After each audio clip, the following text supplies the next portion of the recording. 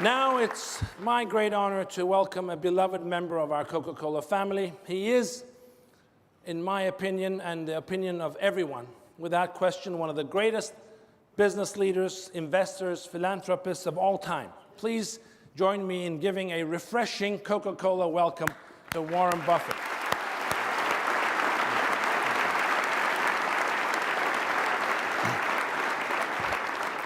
Maybe not everyone in our audience actually knows your story when you first started. Picture Omaha in 1937. I was 7 years old and no air conditioning, so the summers were hot and humid. People went out on their lawns at night just to try and cool off, and I got the idea that maybe I could sell them what you would call soft drinks and we called pop. So I went around to a bunch of gas stations, and in those days every gas station had a cooler with varied soft drinks in it, and it had a little opener on the side and something to catch all the bottle caps. So I went around and collected all the bottle caps for weeks at these various gas stations. I collected 8,000 of them. And then I sorted them all out, and I saw that they were Coca-Cola overwhelmed everybody else. So I decided to hook myself up to them. And they were these little silver-like ones in those days. And my grandfather had a grocery store, so I went to my grandfather and I said, how about giving me a deal on Coke so I can sell it around the neighborhood? And he sold me at the rate of 6 bottles for $0.25, and I went around and sold them for a nickel each. And I sold out every time. And I had no inventory, I had no receivables, I had the best business I ever had. But I made one mistake. I didn't put the money I saved into Coca-Cola stock. But I rectified that mistake some years later. What excites you these days in technology, innovation, new businesses? I like this one.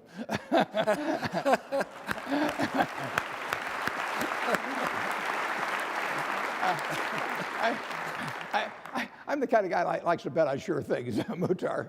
And you know, since 1886 and Jacob's Pharmacy, you know, you've just seen year after year after year till now you've got 1.8 billion, you know, 8-ounce servings a day around the world. And when I joined the board in 1988, I don't remember the exact figure, it was a whole lot less.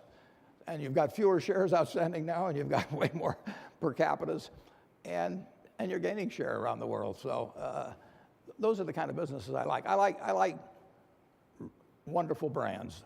You got to take care of them, and but if you take care of a great brand, you know, it's forever. And those are the businesses I like. We own 400 million shares of Coca-Cola stock, as you know. We've never sold a share, and I wouldn't think of selling a share.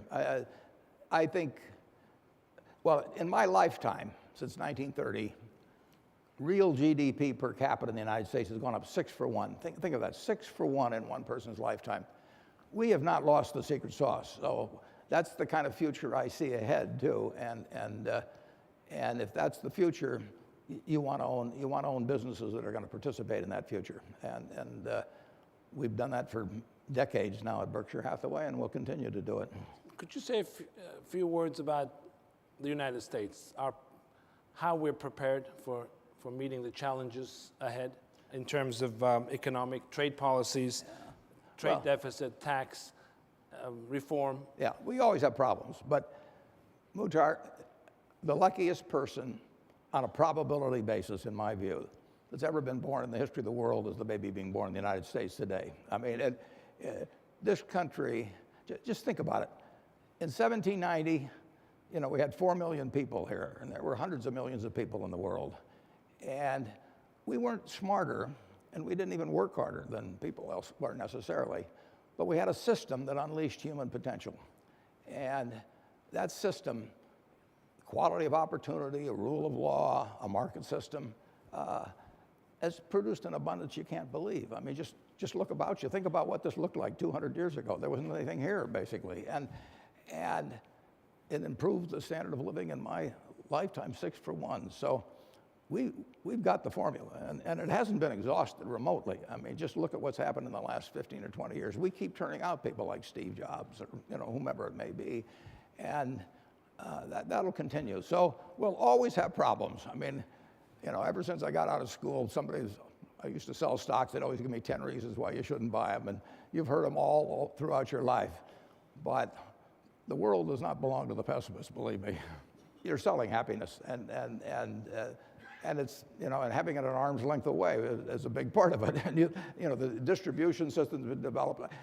It's the right formula, Muhtar, and it just has to be carried out with extreme diligence, enthusiasm, in every minute of the day.